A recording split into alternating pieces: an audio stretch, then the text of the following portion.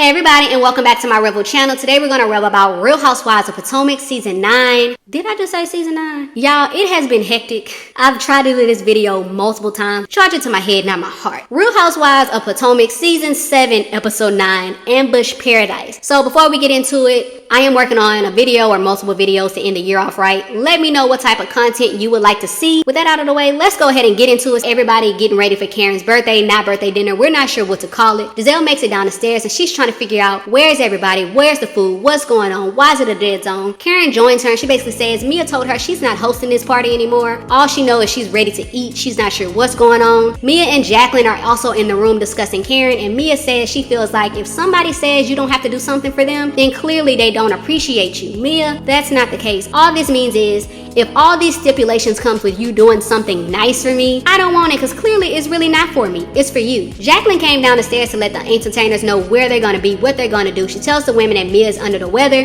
She'll be down shortly. And I'm like, girl, stop lying. Everybody at the table knew you were lying. Mia finally makes her way down the stairs. And side note, while Mia's outfit is cute, girl, I thought you said this was an all-white party. Giselle tells everybody to share their favorite Karen Huger moment. And let me know what y'all favorite Karen moment. The entertainers are showcasing their talents. Karen is basically being turned on. She said she's gonna have to call Ray after this. Giselle is me in this moment. I was like, girl, this is what turned you on, but okay. If that's what you like, that's what you like.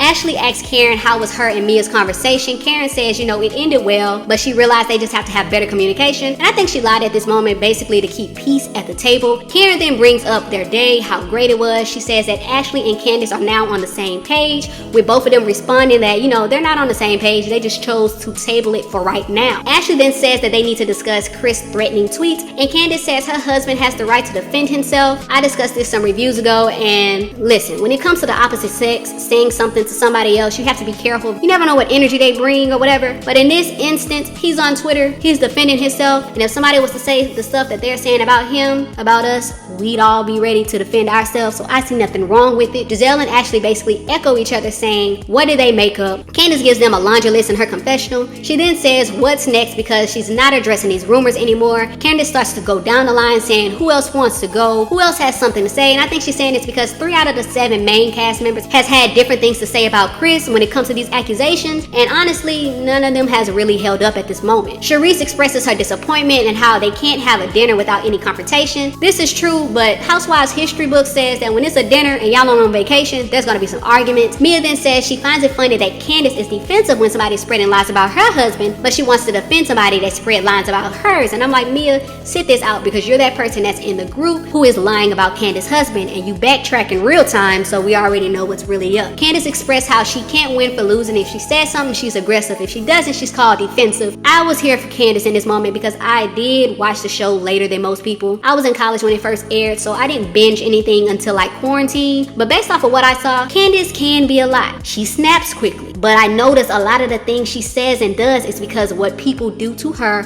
when they're trying to get a reaction out of her. And when she checks them or gives them that same energy, she's called a little girl or different things of that nature. So in this instance, Candiace ain't lying. Jacqueline jumps in. Her and Candiace continue to go back and forth. We see Candiace say that she's not about to be bombarded by Mia's representative. While I do be here for Jacqueline sometimes defending her friend, in this instance, ma'am, wait till you see this playback because this girl has been talking about you. And in this instance, Mia didn't need your help because it was a one-on-one thing, so make sure you sit this one out. Karen starts to sing happy birthday to herself, and we get this clip that is basically from 2 hours after the dinner. I'll bring that up a little later in the episode. It's the next morning. Mia texts everybody to let them know to be ready. She mentions how the trip has been a little wild and it's not really going well, but she wants to finish it off on the right foot. We also see her and Jacqueline discussing the dinner. We see them say if Wendy is at another place, why isn't Candiace with her if that's supposed to be your good friend? Mia then says, you're my friend, Jacqueline, and if this was you, I would go with you. And I'm like, of course, because Jacqueline isn't a main cast member. Candiace needs her checks, and clearly we haven't seen Wendy as often. Now, side note, I will say if Candiace would have actually went with her, then we would have got more scenes from Wendy and she can get them checks also. And it could have been a whole nother thing, and I think the trip may have been a little better. Charisse and Candiace are basically catching up, and Candiace feels horrible after last night. She feels the trip hasn't been fun. Charisse agrees with her, and she also says that a lot has been going on, and truth be told, the trip has been doomed since day one. They talk about Chris' accusation. Candiace calls Ashley friends ugly, and I'm like, girl, but now if you would have said that she's not Chris's type, then is this your own point with it? Candiace mentions that Ashley projects what she has going on in her marriage onto others. She calls her divorce fake. She asks Sharice, does she believe that she's really getting a divorce? Sharice says at first she didn't, but now she does. At first I believed it, now I don't, because she already told us in her confessional that she's stalling. Sharice basically changed the subject and says, let's go have a great day. Then we see everybody getting dressed. Mia is basically telling them y'all are gonna go on a boat, while me, Karen, Giselle, and Jacqueline go to have some other fun for her birthday. Robyn says Mia needs to do better with her hosting skills, and Robyn, I agree. Then there's two separate scenes. Robyn's group, they're having very small talk, and Candiace says she talked to Wendy and she wants to invite her so that she's not alone. She asks Robyn if that is cool. Robyn groans and says she doesn't care, but secretly, girl, we know you really do, but I was here for Candiace still inviting her. Then we have with Mia's group, they're in a car talking about let's have a great day. We see Karen say she wants to have fun and she hopes that everybody can be in a better place. Jacqueline says that's not realistic. Everybody will not be on the same page. She then says there are people who need to apologize to Mia, and I'm like, for what? What does she need an apology for when she hasn't even taken accountability for her own things, since she wants to throw the accountability word out there all the time. We then see Karen. My request on my birthday was a selfish one, and I apologize to you for that because I was wrong. Girl, what? Now, Karen, I like you, but in this moment, what are you apologizing for? It's your birthday, you want your friend there. How was that wrong? Then we see everybody make it to their destination. Mia basically says when you come to Miami, you don't go there and not drive Lambos. We see Giselle say, Bonito a Miami! This is where Giselle is super funny to me. Everybody gets into the cars. Giselle and Jackie are on the go. Karen is still at a standstill. She didn't know how to drive the car because her foot was not on the gas to get everything started. When they finally get to rolling, we see Karen start to have trouble again. This was super funny because Karen was slowing them down to say that she's supposed to be somebody that loves to speed and running red lights at the same time. With Robyn's group, are y'all ready for this? We expected them to be on a yacht because Mia told them this is supposed to be a trip of luxury, but clearly they are on a paddle pub boat. Now I'm here for, health is wealth. I believe in that, but in this moment, girl, they supposed to be relaxing on a yacht. She was very messed up for this part. Then the scene is very quiet, so we had to see Wendy break the ice by asking them how was their night. Only Ashley responded saying they had fun. Ashley asked Wendy how was her night. She basically said she was able to handle business. Side note, why is they the only one talking to Wendy? Like, Sharice, how you ask about her earlier and then not speak to her when she's on the boat? Ashley then asks Robyn, how is the wedding? How is the planning going? Robyn says that she is going to do something very, very small, and she doesn't really want to talk about it because there's people here who don't like her, and I'm like, Robyn, it's the other way around. Everyone makes it back to the Airbnb. They talk about their day. They freshen up to get ready to go to dinner. Robyn then talks to Giselle and says she wants her to listen to something that she found while she was using the restroom, and it's Candiace live from earlier. I'm going to play that a little later. Robyn says she's upset because she went out of her way to support Chris when everybody was having all these accusations about him. And I'm like, Robyn, we know, Candiace may not know. You definitely sing to a different tune when you're around everybody else. Remember that Candiace exaggerates everything, even though they may have showed clips of you having her back then. We seen what you did when you get with Giselle. And because Candiace doesn't know this, logically, y'all would still be cool right now, so the live wasn't even about you. Before everybody leaves for the dinner, we see Candiace say, how does everybody feel about Wendy coming? She should be there. Mia says this is the 8th time y'all asked her this, and already she told y'all no 7 times. At this moment, I'm like, girl, it is not that serious at this point. If you can sit there and have dinner with Giselle, who said, is this what cancer or no cancer look like? Then you can sit there and have dinner with Wendy because she really didn't do nothing to you. They get into their cars. We see Mia tell Ashley that Jacqueline finds her attractive. Ashley says she's never had a friend of a friend being interested in her. Giselle says this is a little convoluted. Mia also revealed So my ex, right? He's really good at it. Okay. Oh, God. That's the problem. Right. And I was telling her about like how it was and why I'm strong and can't leave, right? Even though he's cheating on me, right? I'm like, well, I want to give this shit up, right? And one night, I was like, yeah, just try it out. So you can see what the I'm talking about. they have shared a lot of their secrets at this point, and sadly, I don't think this is far-fetched, y'all. If you can share your ex-man, why wouldn't we believe that you aren't sharing your husband with her? And I'm only saying that because Jacqueline said this at the table. That thing worked. Big tongue there. Yeah, what I heard. Okay. No judgment. I don't know what they really do, but it is a little weird. The other car is barely talking about anything, so I'm not going to get into that. Then they make it to the restaurant. Ashley stays outside to call Wendy and invite her to let them know where she's at. Ashley finally gets to the table and she tells them what she did, with Mia calling her a disrespectful brat. And you you only have one chance to strike out with her. Ashley says, if I'm a brat, then what are you, a bully? And honestly, Ashley, other words was coming to my mind when it comes to her. Sharice then says, Ashley, it's not fair for you to make decisions for the group without discussing it with everybody. Ashley says, no, it's not fair for Wendy to leave her family to spend time with everybody, and y'all ostracize her because of one incident. Robyn says, this is Mia's trip. Put yourself in her shoes. Candiace says, well, I've been in her shoes. And then we get this clip. You're not gonna jump in and just finish your my business. Oh, this is my business. No, you like to jump in? Go ahead, jump in. I can do whatever I want to. Okay. Now, normally I'd say mind your business, but Jacqueline had took it upon herself to be her representative. If you can come at everybody else when they come from Mia, specifically I'm talking about Wendy and Candiace, then why you ain't coming at Ashley right now? Wendy finally makes it. Only Ashley and Candiace get up to hug her, so they basically move the seats around to make room for Wendy. Candiace asks Giselle if she's good over there, if they should push the table up so she doesn't fall into the pool. Giselle jokes that if anybody's gonna fall into the pool, it won't be her, with her sidekicks laughing. And I'm like, really, girl? Ashley asks if it's possible to voice their stances from the other night. Wendy gets into it.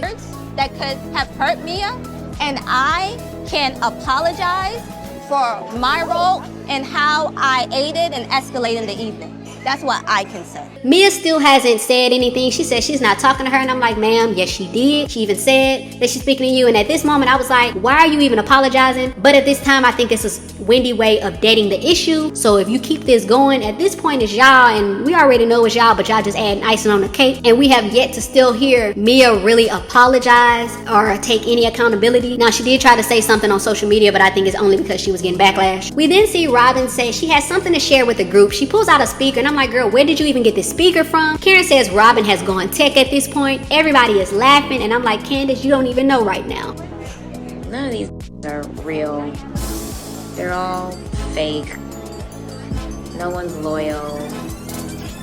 Candiace says, am I done? Robyn tells her to be specific with who she's talking about. They tried to make it seem like Candiace would back down, but she didn't. She owned it. She revealed that she appreciates the ambush, but she stands on what she said. She points out Giselle and Ashley and says why she doesn't like them. She tells Robyn it wasn't directed at her. She thought of her as somebody that is loyal, and I'm like, girl, how do you think of her as loyal when she only has Giselle back? Shoot, Giselle has aired Robyn out at this point when it comes to the home stuff that nobody was supposed to know about, and she still hasn't even held Giselle accountable for that. So why do you think she would have your back? Now, when I first saw this, I was like, okay, Candiace, you said it, you owned it. Now I understand that if you said it on a public platform, it can be brought up. But like my review I did for Married to Medicine, make sure y'all check that out. It's about how you do it. And there were no real issues with Candiace and Robyn. So Robyn, you know she wasn't talking about you, and you could have just talked to her instead of doing it in that way. Also, I learned that bits and pieces were left out, and I seen this clip floating around.